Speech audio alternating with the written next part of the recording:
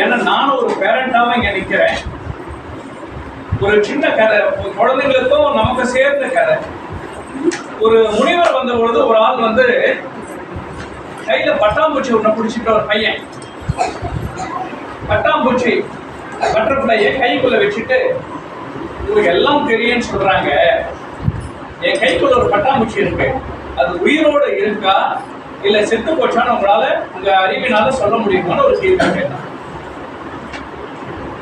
அந்த அறிஞருக்கு புரிஞ்சு போச்சு, இவன் நம்மகிட்ட ஒரு விளையாட்டம் ஒரு குடும்பத்தனம் பண்ண போறான்.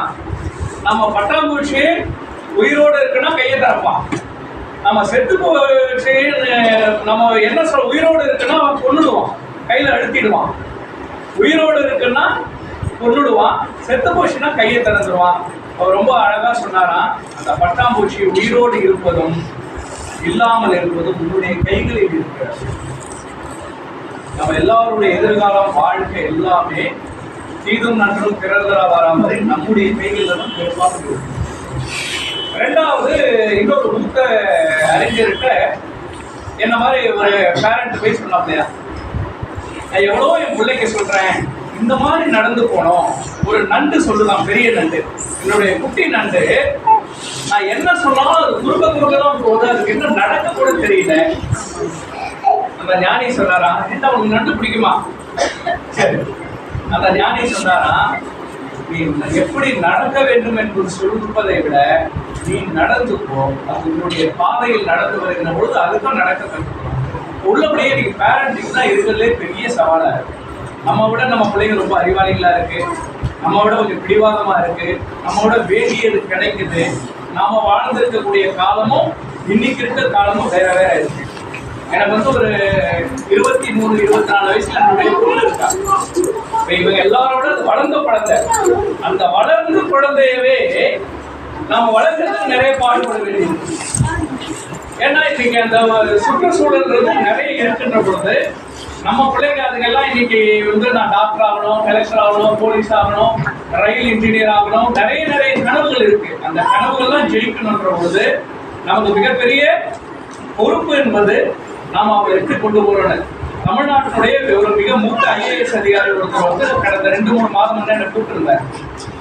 கூப்பிட்டுட்டு என்ன அவசரன்ற மாதிரி போய் பார்த்து போயிருந்தேன். அவருடைய மனைவியும் ஒரு IAS ஆபீசர். சொல்றாரு, அவருக்கு 2 மகன்கள், 2 மகன்களும் நன்கு படித்து இவர்களுடைய சம்பளத்தை விட 10 மடங்கு சம்பாதிக்கக்கூடிய பொசிஷனுக்கு போய் மிக சிறப்பாக இருக்காங்க.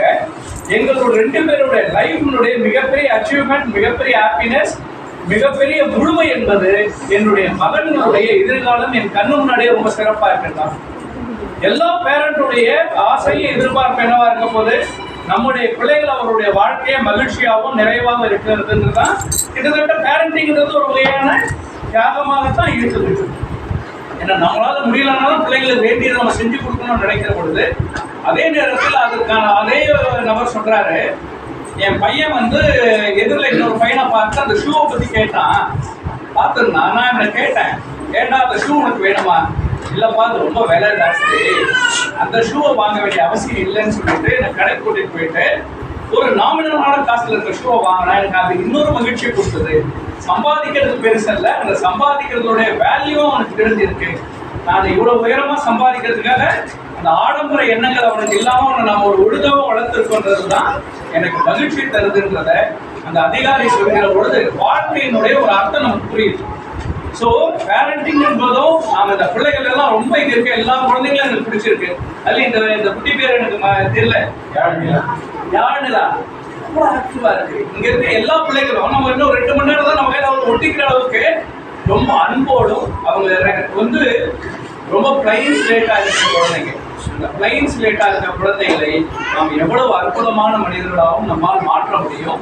அப்ப நாம தான் முன்னாடி நடந்து போறவங்களுக்கு தான் இந்த பொறுப்பு அதிகம் இருக்கு. அதே நேரத்தில் ரொம்ப கெடுபடி. இப்ப எனக்கு பார்க்க வரும்பொழுது ஒருத்தர் வந்தாரு, ஒன்று +2, இன்னைக்கு மேத்ஸ் எக்ஸாம் முடிஞ்சிருக்கு, இன்னும் 2 எக்ஸாம் 3 எக்ஸாம் இருக்கு. நான் அவர்கிட்ட ஒரே வேண்டுகோள் வைப்பேன், தயவு செய்து குழந்தைகளை ரொம்ப அழுத்திடாதீங்க. வெறும் அகாடமிக் என் பையன் IAS ஆகணும், டாக்டர் ஆகணும், இன்ஜினியர் ஆகணும்னு போட்டு ரொம்ப அழுத்தணும்னா நிச்சயமாக அது சரியான பொம்மையாகவோ சரியான மனிதர்களாக வராது.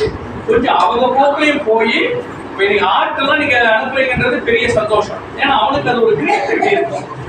நிறைய பேர் இந்த மதர்ஸ் லெவலுக்கு அவங்க எழுதியிருக்க பார்க்குற பொழுது ஒரு 3ஆம் கிளாஸ் 5ஆம் கிளாஸ் பிள்ளைகளுக்கு கூட அம்மா மேல இருக்கக்கூடிய அன்பு, அவங்களுக்கு அந்த உணர்வுகள் இதெல்லாம் வந்து எனக்கு பெரிய மகிழ்ச்சியை கொடுக்குது. உள்ளபடியே உங்களோட கலந்துக்கிற வாய்ப்பு கொடுத்த ஓவிய உலகத்துக்கும் அத்தனை பேருக்கு நன்றி, வணக்கம்.